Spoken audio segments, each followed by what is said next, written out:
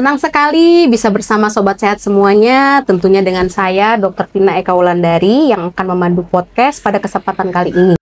Di mana kali ini kita akan membahas permasalahan kesehatan yang tidak kalah menarik dan tidak kalah pentingnya, yang perlu diketahui oleh Sobat Sehat semuanya, tentunya bersama dengan rekan sejawat dimanapun berada. Nah, hari ini kita akan membahas satu tema yang sangat penting, yaitu tentang kegawat daruratan dan optimalisasi data serah terima pasien rujukan di IGD RSUD Sukamara. Telah hadir bersama saya Dr. Henry.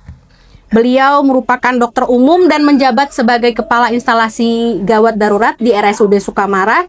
Bagaimana kabarnya Dr. Henry? Alhamdulillah, baik Dr. Vina. Oke, terima kasih sudah menyempatkan waktunya untuk menjadi narasumber kami hari ini, Dr. Henry. Ya. Baik, berbicara tentang gawat darurat nih, Dr. Henry. Ya, seringkali kita temui di IGD pasien datang dengan kondisi yang berbeda-beda. Ada yang sadar, ada yang tidak sadar, ada yang dikatakan gawat ya dok ya. Ada yang dikatakan tidak gawat. Nah, tetapi masih sering sekali masyarakat kita ini, bahkan tenaga kesehatan sendiri, itu masih ragu apakah pasien ini benar-benar dalam keadaan yang gawat atau tidak. Nah, sehingga yang ingin saya tanyakan nih dok, selama 6 tahun bekerja di IGD, apa saja pengalaman yang Dr. Henry temui, terutama untuk kasus-kasus yang sering ditemui di IGD? Oke, baik Dr. Vina, terima kasih. Jadi saya di Sukamara ini, tepatnya di IGD RSUD Sukamara. Saya 2019 sampai sini berarti 6 tahun ya Dr. Vina ya? Iya, betul. Untuk kasus-kasus kegawat daruratan itu banyak sekali di sini. Sering kita temuin di IGD. Salah satunya yaitu pasien-pasien ada yang trauma, non-trauma, bedah, non-bedah. Jadi kalau yang trauma itu biasanya pasien kecelakaan, akhirnya mungkin kena kepala, pendarahan di hidung, telinga, kepala, akhirnya sampai penurunan kesadaran kayak gitu. Terus yang kedua ada yang non-trauma ya. Non-trauma salah satu penyakitnya yang non-bedah, yaitu kayak banyak sekali kayak stroke itu ada dua, ada yang penurunan kesadaran dan juga yang stroke separuh badan kayak gitu, banyak juga di sini. Serangan jantung juga sini ya, ada juga namanya di IGD kan pasti ada juga kayak gitu, sering kita temuin juga kayak gitu. Sama pasien-pasien yang bedah, contohnya kayak usus buntu yang sudah pecah, jadinya perforasi atau udah menyebar ke seluruh tubuh atau perutnya kayak gitu, Dr. Vina. Berarti itu merupakan kasus-kasus yang sering Dr. Henry temui selama 6 tahun bekerja di rumah sakit ya, di IGD Rumah Sakit Sukamara. Ya, betul Dr. Vina. Salah satunya tadi ya, beberapa sih masih banyak, cuma itu salah satunya aja yang beberapa yang saya sebutkan tadi, seperti itu. Oke, baik Dr. Henry. Menurut Dr. Henry nih, kan tentunya banyak sekali tadi ya, kata Dr. Henry, kasus-kasus yang ditemui. Tadi kan hanya sebagian yang disebutkan. Tetapi tadi saya tertarik dok dengan ada istilah gawat darurat yang Dr. Henry sebutkan tadi. Kalau lebih mendalam nih dok, apa yang dimaksud dengan kegawat daruratan itu sendiri dok? Dan apakah Dr. Henry bisa memberikan contoh kondisi pasien nih yang dikatakan gawat darurat kepada Sobat Sehat? Oke, baik sobat-sobat semua. Jadi berdasarkan Permenkes, Peraturan Kementerian Kesehatan Nomor 47 tahun 2018, ini mengatur tentang kegawat daruratan. Jadi kegawatan daruratan itu adalah kondisi klinis pasien di mana dia butuh segera untuk menyelamatkan nyawa dan untuk mencegah terjadinya kecacatan, seperti itu. Jadi namanya gawat darurat itu untuk mencegah tadi, harus segera untuk menyelamatkan nyawa. Dan juga mencegah kecacatan yang lebih parah lagi, biar nggak jadi parah lah, seperti itu. Jadi Sobat Sehat begitu ya, Dr. Henry, berdasarkan dari Permenkes tadi, bahwa kegawat daruratan itu adalah intinya harus segera ditangani untuk mencegah hal-hal yang tidak diinginkan, baik itu kecacatan maupun bahkan mungkin kematian ya dok? Iya, benar sekali, untuk mencegahnya juga. Kemudian Dr. Henry, jika kegawatan tersebut nih terjadi di vaskes-vaskes, kan vaskes-vaskes terutama di tingkat pertama ya, kayak puskesmas, pustu, poskesdes, dan juga klinik-klinik lah. Itu terjadi kegawat daruratan di sana, hal apa nih yang sebaiknya kita lakukan lebih dulu sebagai nakes yang ada di fasilitas kesehatan tingkat pertama? Baik. Terima kasih Dr. Vina. Berarti kalau kita lihat rujukan pasien kegawat daruratan, terutama apalagi kalau yang di vaskes pertama, Itu kan biasanya di puskesmas. Atau bisa juga di pustu kayak di daerah-daerah atau di desa-desa kayak gitu ya. Jadi penanganan pertamanya tergantung kondisinya dulu seperti apa dulu ya. Pertama kayak airway breathing-nya dulu, kemudian kayak sirkulasinya juga kan kayak apa, air itu dari jalan napasnya seperti apa, pernapasannya, sirkulasinya kayak apa, kayak gitu kita lihat. Kalau emang ada sumbatan ya kita bebaskan dulu sumbatannya. Kemudian kalau ada sesak napas ya kasih oksigen dulu. Kalau sirkulasinya kurang bagus gitu ya, nadinya lemah atau biru ya, tadi kasih oksigen sama bisa diinfus dulu seperti itu. Sambil kita lakukan mungkin mereka kayak nakes kita ya di daerah-daerah bisa menghubungi IGD untuk dirujuk gitu, bisa menghubungi nanti seperti itu Dokter Vina. Oke, berarti yang bisa dilakukan oleh tenaga kesehatan di fasilitas kesehatan pertama tadi yang terpenting adalah ABCD ya Dok. Singkatnya ya itu. Jadi pastikan saluran pernapasan aman, sirkulasi itu termasuk tanda vital seperti peredaran darah ya, tensi, kemudian nadi dan yang lainnya itu stabil. Nah, setelah semuanya distabilkan, kalau memungkinkan untuk dirujuk dan menelpon IGD itu malah harusnya dilakukan ya Dok ya, sesegera mungkin gitu ya. Oke, baik. Selanjutnya nih Dok, wah semakin menarik ya Dok ya pembahasan kita ya. Gimana? Seandainya nih Dok, kasus pasien yang di puskesmas itu akhirnya kan pada titik yang dimana pasien ini harus dirujuk nih. Iya, benar. Kemudian dengan alasan keterbatasan alat kan fasilitas kesehatan pertama kan fasilitasnya biasanya terbatas. Dan mereka harus melakukan rujukan segera, bisa dari alat, bisa dari obat. Karena terbatas jadi melakukan rujukan, apa yang perlu nih dilakukan oleh tenaga kesehatan atau dipersiapkan oleh tenaga kesehatan di fasilitas kesehatan pertama untuk proses perujukan pasien? Oke, baik.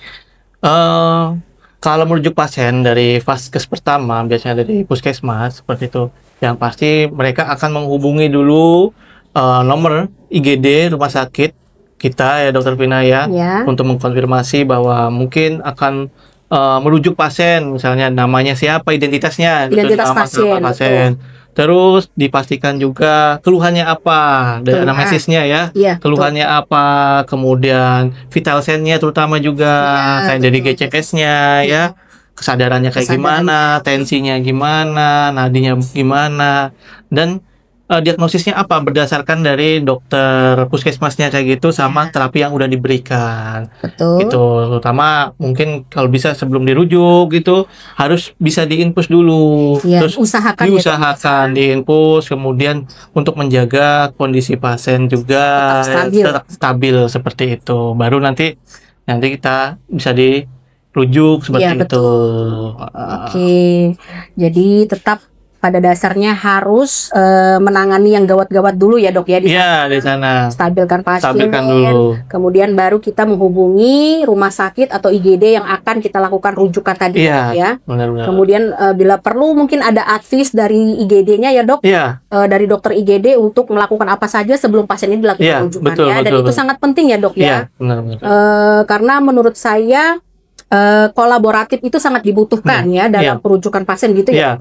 Kadang kita kan mungkin ada tambahan terapi lah dari kita. Kita misalnya harus misalnya di loading lagi cairannya gitu untuk menaikkan tensinya dulu, untuk menstabilkannya dulu gitu Dokter Vina, karena merujuk itu kan agak lumayan memakan jarak dan waktu juga, jadi menstabilkan biar di jalan tuh aman juga. Tujuannya untuk menyelamatkan pasien ya. Iya, biar aman pasien juga, stabil juga.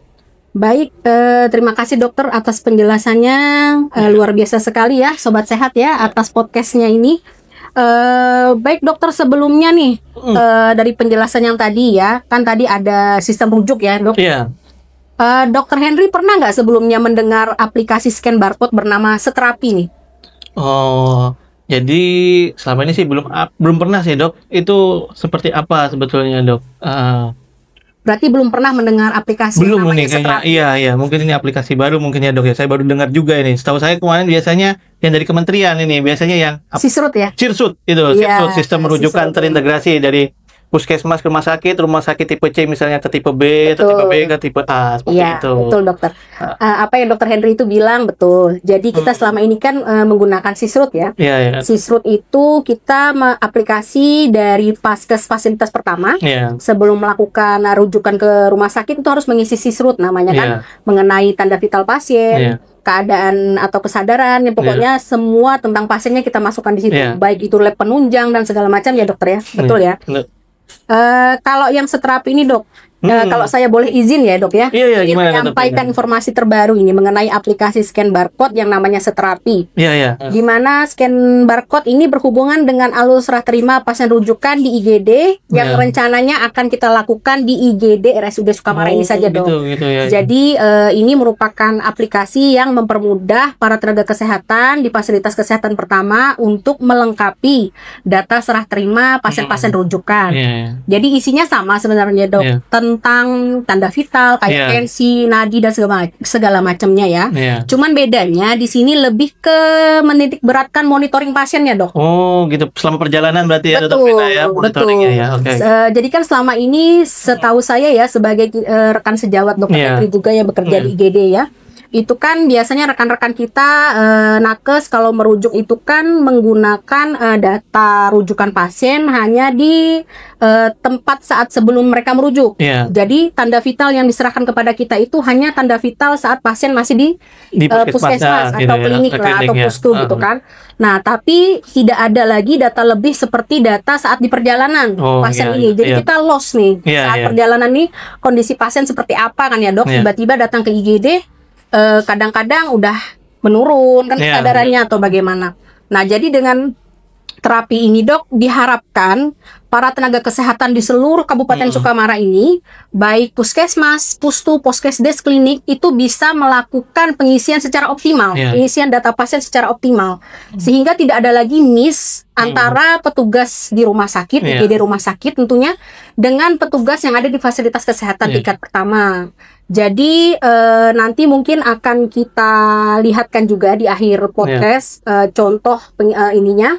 Apa namanya isi yang barcode-nya betul juga ya, isi barcode-nya apa yang perlu diisi apa saja kayak gitu. Dan tentunya ketika ada penambahan sistem ini dok, SOP kita dalam serah terima pasien rujukan juga akan berubah. Tidak seperti dulu lagi yang hanya pakai lembar biasa, kita serah terima secara vokal ya dok ya, terus catatan-catatan. Nah itu selesai setelah itu. Nah sekarang sudah ada tambahan berbasis elektronik ya sahabat sobat sehat. Jadi diwajibkan bagi tenaga kesehatan di seluruh Kabupaten Sukamara untuk mengisi scan barcode itu ketika melakukan rujukan ke IGD RSUD Sukamara. Seperti itu dok. Ya itu saya setuju banget sih, betul kata dokter Vina tadi. Jadi emang kita butuh data juga selama perjalanan, mungkin dari tensinya ya, kemudian nadi dan ya mungkin saturasi oksigen sampai di IGD kita seperti apa kayak gitu. Sebenarnya menarik sekali itu dokter, aplikasinya bisa kita terapkan ini dok. Tujuannya kan kita untuk meningkatkan pelayanan kita juga ya, benar. Pasien aman dan tenaga kesehatan pun juga aman. Sama-sama untuk kenyamanan bersama, intinya seperti itu. Baik dokter, luar biasa sekali podcast kita hari ini ya. Terima kasih sekali atas informasi dan share ilmunya dari dokter Henry. Terima kasih sama-sama. Terima kasih banyak dokter. Buat sobat sehat juga dan untuk rekan-rekan sejawat, tentunya semoga informasi yang kami sampaikan hari ini berguna dan bermanfaat bagi kita semua. Sampai jumpa di acara podcast Senyum Permata selanjutnya. Wassalamualaikum warahmatullahi wabarakatuh. Waalaikumsalam warahmatullahi wabarakatuh. Selamat siang.